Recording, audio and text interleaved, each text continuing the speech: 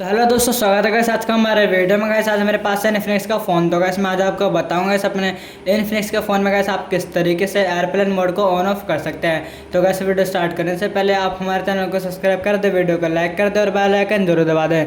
तो guys start करते हैं गाइस आज का वीडियो। तो गाइस आपको गाइस सबसे पहले अपना फ़ोन सेटिंग का ऐप ओपन यहाँ करना होगा। गाइस अपना एयरप्लेन मोड को ऑन ऑफ करने के लिए गैस ये फ़ोन सेटिंग का ऐप इसको हमने ओपन कर लिया।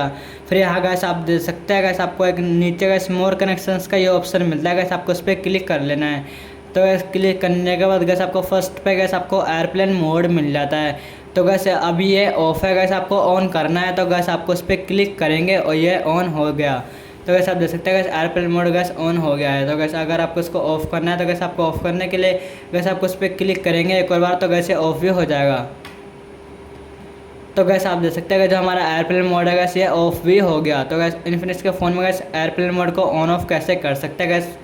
तो गैस आपने देखा। तो गैस आपको वीडियो पसंद आया हो तो गैस आप हमारे चैनल को सब्सक्राइब कर दें, वीडियो को लाइक कर दें और बेल आइकन जरूर दबा दें। तो गैस आपसे मिलता है नेक्स्ट वीडियो में, तब तक के लिए गैस आप सभी को नमस्ते।